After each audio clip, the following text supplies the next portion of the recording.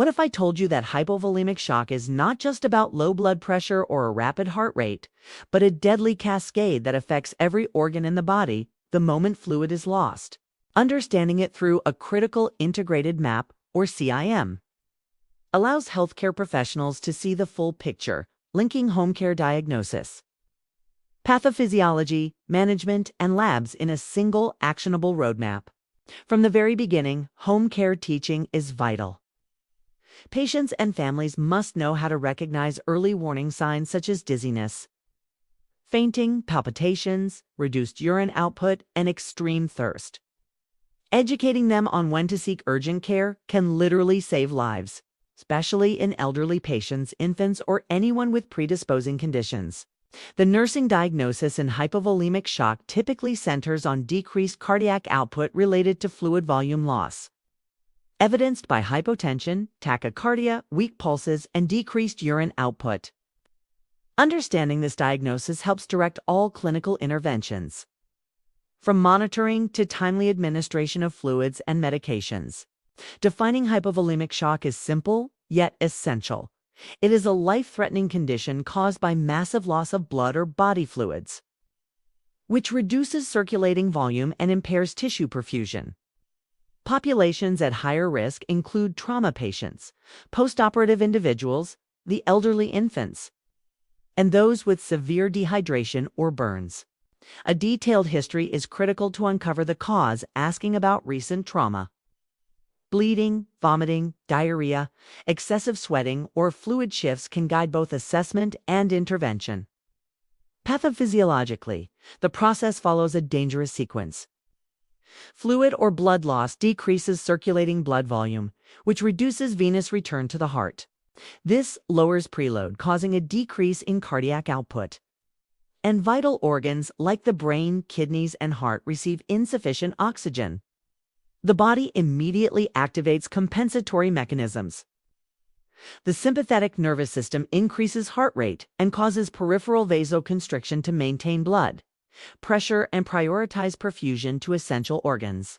Simultaneously, hormonal systems like the renin-angiotensin-aldosterone system and antidiuretic hormone work to retain sodium in water. A helpful mnemonic for remembering these compensations is hot brain. Heart rate rises, oxygen delivery prioritized, thirst increases, blood vessels constrict. RAAS activated, ADH released, intrarenal perfusion reduced, neurologic alertness changes. These mechanisms are life-saving in the short term, but cannot replace the lost fluid if the deficit continues. Special situations often modify the presentation. Elderly patients or those on beta blockers may not develop the expected tachycardia, despite significant hypovolemia. Chronic heart failure patients may struggle to increase cardiac output, leading to rapid deterioration. Burns present a unique challenge due to fluid shifts into damaged tissues, causing hypovolemia alongside edema. Hemorrhagic shock after trauma or surgery requires urgent assessment and rapid intervention because delays can result in irreversible organ damage. Key considerations for nurses include frequent monitoring of vital signs, urine output, mental status, and skin perfusion. Early detection and immediate action are essential. Medical management focuses on rapid restoration of circulating volume.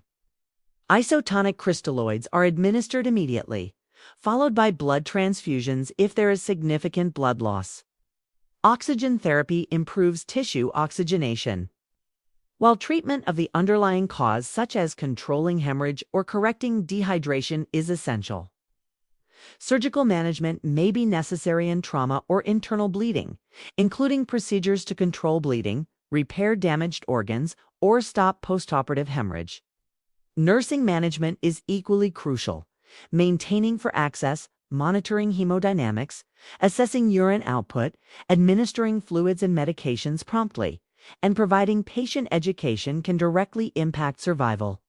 Pharmacological management supports stabilization through IV fluids, blood products, and vasopressors if indicated, while non-pharmacological management includes positioning to improve venous return, supplemental oxygen, and maintaining warmth to prevent hypothermia. And my mom is sao I diquen too, why to seek situayan sai carry to kai in it. Ka I kai to clay sayu to quite a kai kid in a con a shoe in with you like shuk to do see we to correct cuckoo a ka coot could I you karachina kai to be where you make ka wick with yet I ka you they are ka without kind of you I say to ke he and I keep up das you can watch that high up because glaze any of get his that is you can say that the case the etiology of hypovolemic shock is broad, including hemorrhage, severe dehydration, burns, vomiting, diarrhea, and excessive diuretics. Recognizing the cause helps guide treatment and prevent recurrence. Clinical manifestations include tachycardia, hypotension, weak and rapid pulses, cold and clammy skin, decreased urine output. Pallor, restlessness, confusion, and in severe cases, altered level of consciousness. Lab and radiologic findings support diagnosis and monitor response. Complete blood count may reveal decreased hemoglobin and hemorrhagic shock. Electrolytes highlight imbalances. Arterial blood gases show acidosis. Lactate levels indicate anaerobic metabolism, and imaging identifies sources of internal bleeding. Urine analysis monitors renal perfusion and function. In conclusion, the critical integrated map of hypovolemic shock provides a comprehensive, step-by-step framework for understanding this life-threatening condition. From home care teaching to clinical manifestations, labs, and treatment strategies, CIM allows nurses, doctors, and medical students to anticipate complications, act swiftly, and provide holistic care. Mastering this map equips healthcare professionals with the knowledge and confidence to intervene effectively, improving outcomes and saving lives. In hypovolemic shock, every minute counts, and understanding the full cascade through CIM is the first step toward life-saving action.